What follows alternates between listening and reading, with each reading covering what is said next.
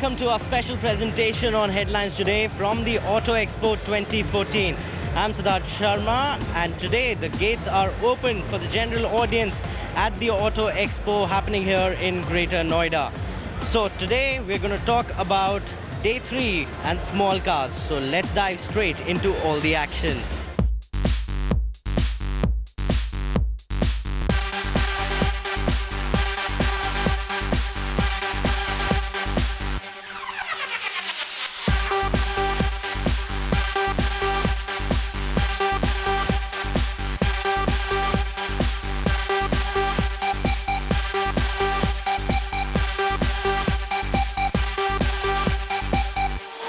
And now we have with us Yogen Pratap, who's the editor of Autobill. And first up, we're going to talk about the all-new Datsun Go. So Yogen, it's a small car, it's an entry-level car, and Datsun has come out with this car in the entry space, and it's competing with a lot of cars. So what's so special about this one?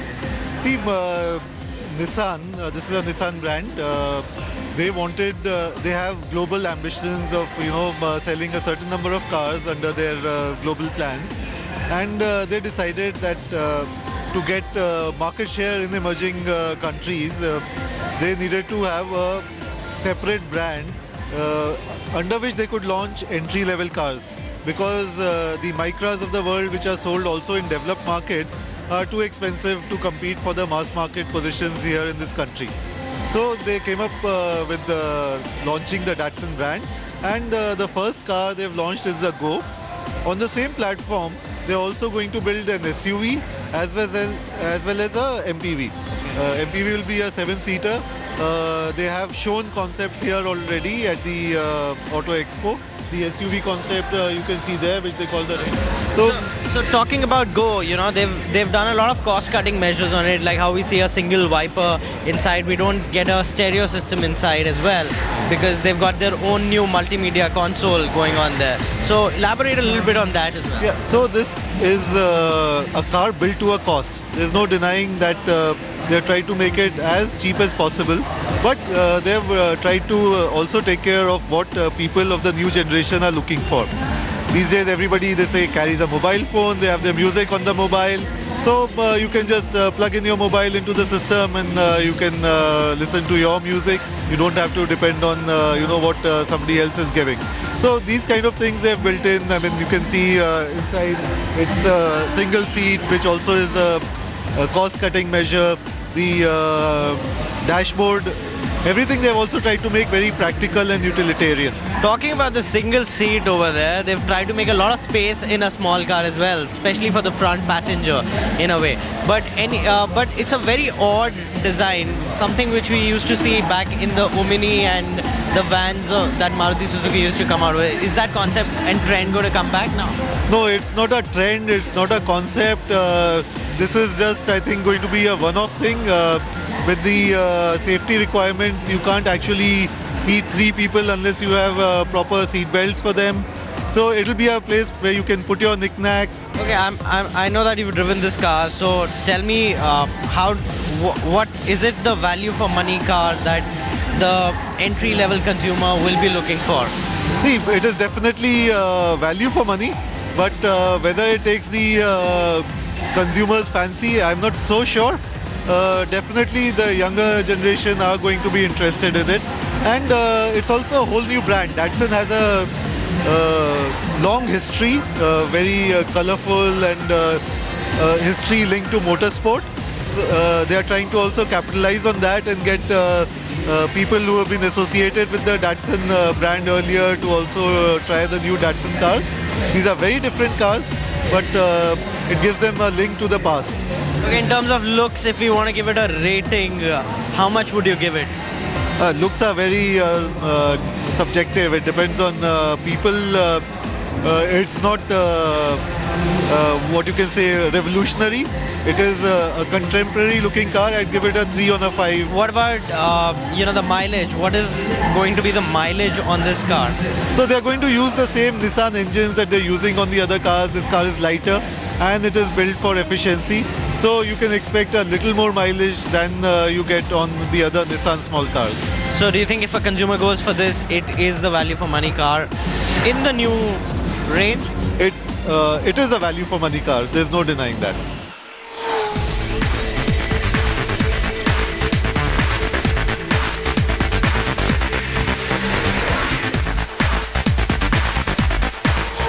Alright, when we talk about hot hatches in India, we can't forget one name, which is Honda's Jazz. It recently went out of production and now it's back at the Auto Expo, and I have Mr. Sen joining me on the show, who's the Vice President Sales and Marketing with Honda. Welcome, sir, on the show. Thank you very much. So tell us, you've unveiled the brand new Jazz with a brand new design, redefined design. So tell us a little bit more about the new design on the new Jazz. Well, this is the all-new Jazz, the next generation, and we plan to get this to India within the next financial year. And this is based on the new global compact platform, and it is as exciting as before. It also embodies the exciting edge design philosophy that we have started off with. It has all the attributes which people really appreciated in the previous generation Jazz. And it is even more exciting to look at in terms of it's very sporty, but from the inside it's really spacious. Okay, so tell us, Honda came out recently with a new engine options, especially in diesel. So are we going to see the same engine or a better one used on the Jazz? Of course, the new Jazz will also have a improved 1.2 liter iVTEC petrol engine, and we're also planning to bring in the diesel. So when can the Indian consumer expect the Jazz to hit the Indian roads now? This will hit the Indian roads within 2014-15 financial year. Okay. No month, you don't want to tell us what month it's coming out? We are still working on the month, so a little premature. And to excited? Are you excited about it? Absolutely. We've got a tremendous response from the people who have seen the Jazz, and we are very confident that it will do very well in the market once we launch.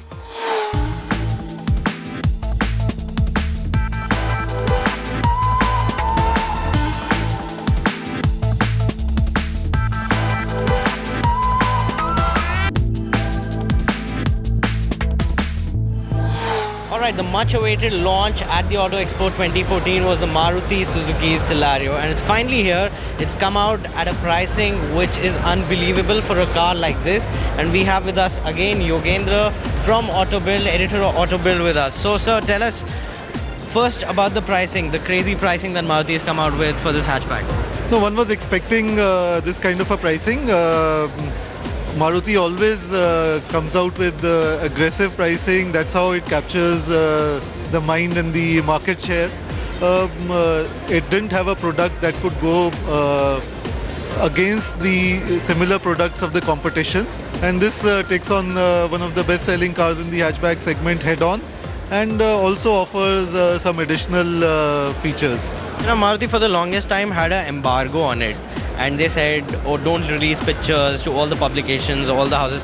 Still somehow, some of the publications and the images were leaked of this car. And now this car is finally here. It doesn't look much different than that.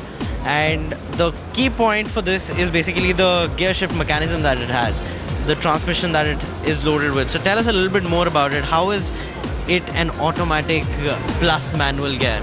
Okay, so first things first, the car was testing in Europe, and we in the magazine had carried pictures of the car being tested in Europe, and that's how we had pictures. We did the drive a couple of weeks back, and at that time Maruti had said that there should be an embargo and nobody should publish pictures till the car was launched. So it's a marketing strategy, we agreed with it. Now about the gearbox. So it is basically a manual gearbox, and it is automated. So what actually happens is, instead of the foot pressing the clutch, motor mechanism engages the clutch, and mechanism then shifts the gear. So the unit of the clutch box is the same, the clutch that they use is the same as the manual one, but the functions of changing the gear have been automated. Talking about the engine options, is it also going to come up with the Fiat engines that Maruti's been using in their cars? So I think number one, this is a A-star replacement kind of a car. This will be, Maruti hasn't revealed it, but since we've seen it testing in Europe, it should be being sold in Europe as well. A-Star never had the Fiat engines, the diesel engines, as you remember. Right? That was because the car was designed differently. It was designed only for a petrol. So what we are conjecturing is that Maruti may have a different diesel engine for this car, but right now it's only a petrol. One final question to you is, how does this car changes the game, especially in this segment? There's a big trend in bigger cities towards automatic cars. You can understand why it is happening because of the stop-go traffic, traffic jam, changing gears all the time. It gets very tiring. More and more people are driving small cars also themselves. So that's also a changing trend. In view of that, none of these small cars actually had a efficient modern gearbox. Both Hyundai and Maruti were selling old 4-speed gearboxes, which then you sacrifice fuel efficiency. But with this, the gearbox remaining a 5-speed and the original gearbox, fuel efficiency won't be sacrificed. So I think it's a good reason for the car to do well in the market. So do you think it's going to be a hot selling product with the Indians especially? Yes, Maruti products. Which Maruti product isn't hot selling in the small car segment? They all sell well. Well, very well said. Maruti always sells cars, and this one sure looks like a winner. Welcome back. You're watching a special presentation of the Auto Expo 2014 right here from Greater Noida Expo Center. Now, we showed you a lot of small cars that were launched, unveiled at the 2014 Auto Expo. And next up, we get you a sub 4-meter car from Hyundai. Let's take a look.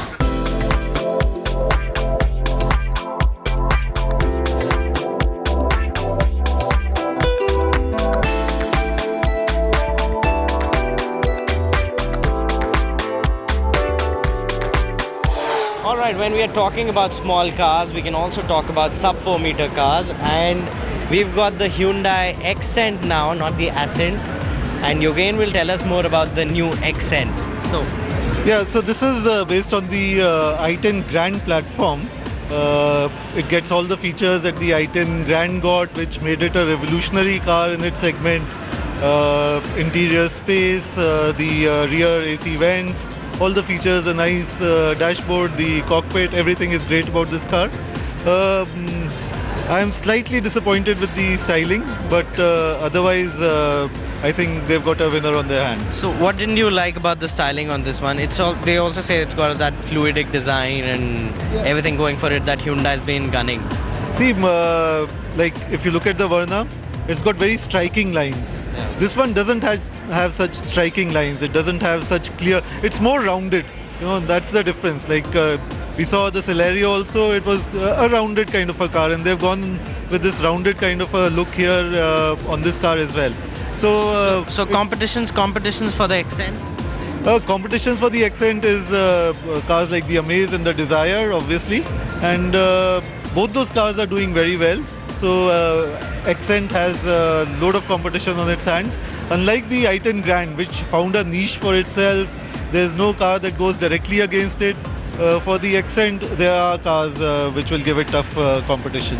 So tell us something, when can the Indian consumer see this car coming back to India? It's slated for a launch next month. We'll have the pricing, and I think deliveries will also start end of March. What do you expect the pricing on the new Accent will be like? It is simple to guess the pricing. You look at the pricing of the Desire, you look at the pricing of the Amaze. It is going to be right there. It's always not that simple. We just saw Maruti pull off a rabbit out of their hat. No, it's not. Only the automatic is slightly cheaper than usual automatics. Otherwise, the car is just where we expected it to be. And the engine options that you get on the Accent? It's the same engine options that are there on the Grand i10. So the full lineup is there, petrol and diesel. Yeah. Pretty much the same. Okay, final question. What do you think is the future of Hyundai? Because Hyundai has been coming out with some really fantastic cars. The Grand i10, as we saw, did really good in the market as well. And do you think that this one is going to, take the market by storm? I don't think this one is going to take the market by storm, but it will be a fantastic product. It will sell very well. And they've also launched the new Santa Fe, which I think should do very well as well. And they have one more big launch coming up this year. The new i20 is also due for a launch. So we can expect them to really be rocking this year. All right, thank you again for talking to us. So there you saw a sub 4 meter car by Hyundai. It's called the Accent and it is coming to the Indian market next month.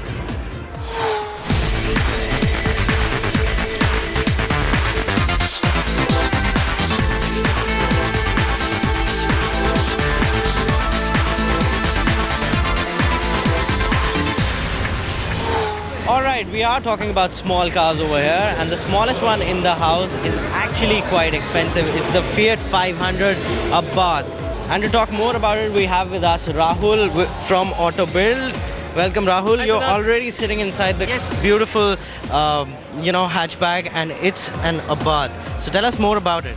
Right. Abarth is basically the performance section of Fiat Group, and they are generally known for making crazy, wacky, powerful cars. So this is one of them. It's the 500, and it's a small car, but it packs in a punch because it gets a 1.4 turbocharged petrol engine, which pumps out 160 bhp, which for a car of this size is plenty. So do you think it's a pocket rocket in red? Yes, of course, especially the color outside. It looks brilliant, like what we are wearing today. And in general, yes, it's a performance car. I mean, it might look tiny, but please don't go by the size of this car. This car can actually blow past a lot more powerful cars or bigger cars of its section. See, Fiat 500 is anyways a premium hatchback in India. So do you think, if the Abarth finally comes to India, do you think it's going to be priced even heavily? Yes, Abarth is going to be an expensive proposition here in India, but it'll be again a niche car. But what we hear from Fiat is that it'll be sold through the Fiat dealerships, which are being spruced up right now, and it'll be accessible to the masses. Of course, it'll be cheaper than a lot more performance cars, but for a car of its size, yes, it'll be an expensive proposition. So there you heard Rahul telling you that if you want a pocket rocket, wait for 2014 and wait for the Fiat 500 Abarth in India. Alright, that's about all the time that we have for you on this episode of our Auto Expo 2014 special. But we'll be back tomorrow with some more cars, bikes and some more fun from the expo itself. But till then, for all the news and updates, keep watching Headlines Today.